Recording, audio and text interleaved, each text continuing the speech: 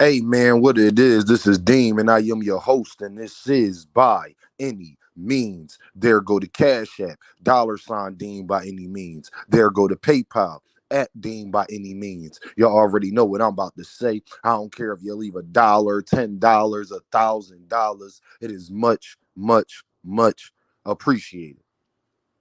If you've been under a rock or you just ain't been paying attention to boxing, Canelo Alvarez is going to be stripped by the IBF as soon as he walks into the ring with Berlanga because he chose to fight Berlanga instead of fighting William Skull, who was his mandatory. And I want to say shout out to the IBF for keeping the same energy with everybody. That is my favorite sanctioned body.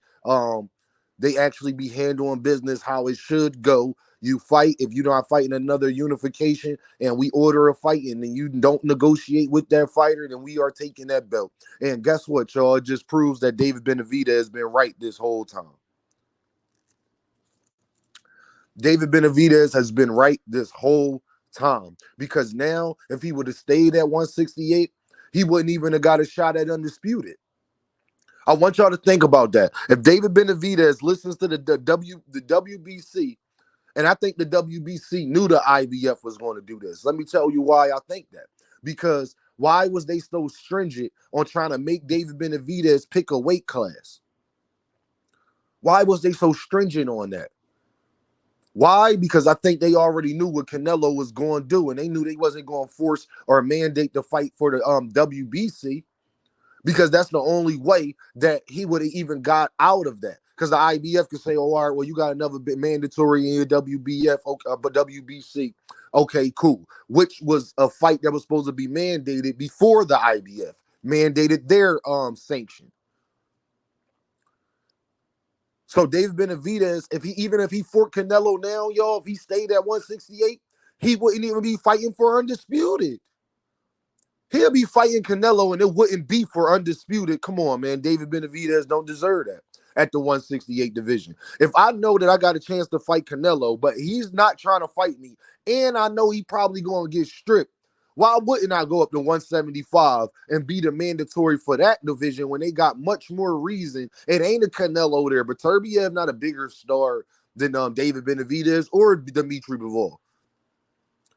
And a WBC will be done where to the point where they might get legal action taken against them if they try to duck or not give David Benavidez that opportunity going forward.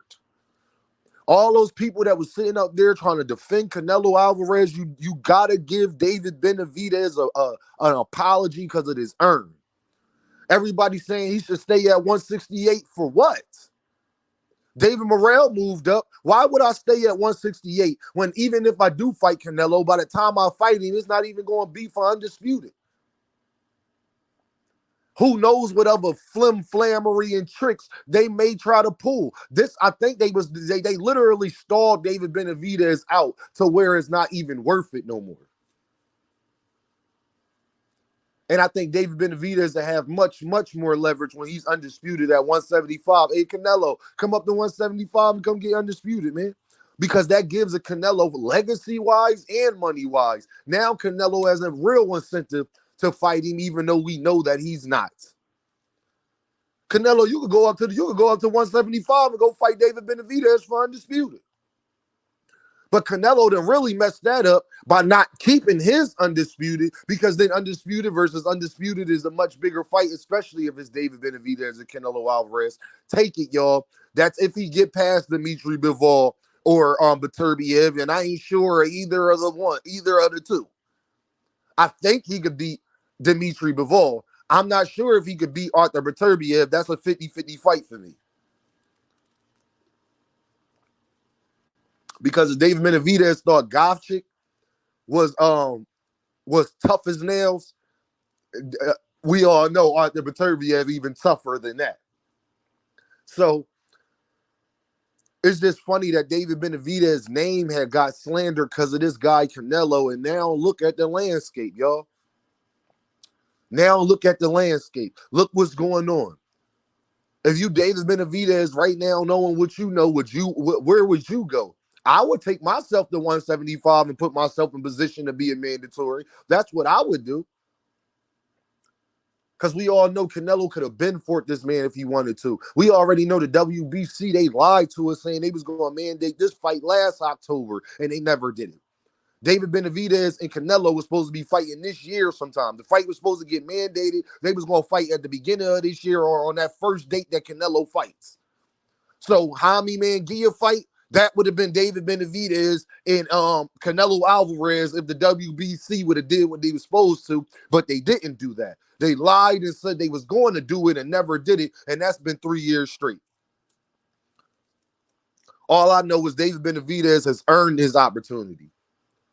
I don't like that David Benavidez has had his time with the snack program. I don't like that he's with that strength and conditioning coach he's with, but at the end of the day, I got to give him the same grace that I give Terence Crawford and Bam Rodriguez and everybody else. Devin Haney. Y'all don't see me go in too much on him about the snack program, this, that, and the third. It's just when people try to defend Victor Conte is when I got a problem. Yeah, I'm not going to attack the fighter until they pop dirty. Terence Crawford, y'all don't see me do that on my content. Y'all know I don't rock with Devin Haney like that, but y'all don't see me attack that part.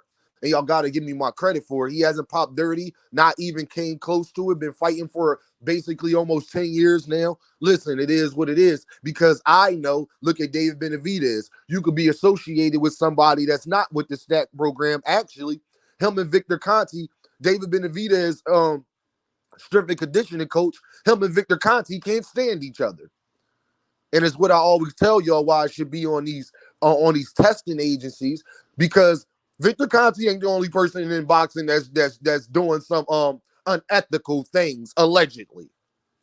Victor Conte is not the only one in boxing doing some unethical things, allegedly. He's not. So this just proves, man, David Benavidez, man, was right this whole time. He's made every right move, and I'm going to tell you why. Because his name is still held high. Yeah, you got, besides Canelo fans, nobody slanders David Benavidez. And that's where you want to be when you are the clear B-side to a superstar face of boxing fighter. You got to be David Benavidez. Because if David Benavidez goes up to undisputed and wins, you know where he's at to me? He's above Canelo. I don't care about the people Canelo fought before, because I ain't sure any of them that he has fought can beat Arthur Beterbiev, can beat a Dimitri Bivol. I'm not sure of that.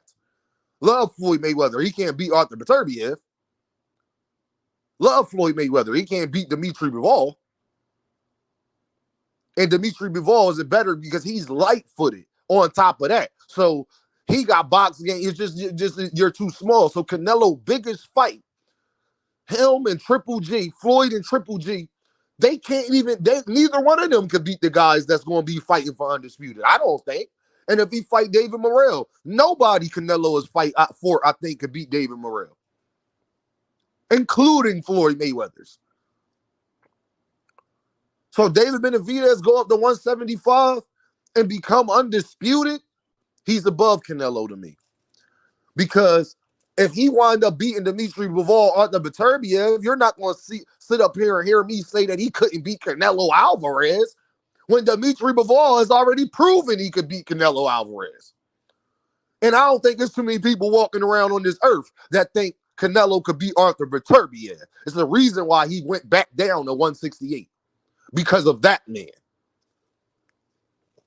Oh, yeah, y'all, David Benavidez is not the only person that Canelo Alvarez has been ducking. He's been ducking Dimitri Bivol, he's been ducking Arthur Beterbiev, and he's been ducking David Benavidez, and he's been ducking David Morrell. Because David Morrell normally would be a guy that Canelo Alvarez would fight, where he's at in his career. Not that much experience, but he is the champion. You would think David Morrell would be low-hanging fruit, because from accomplishments-wise.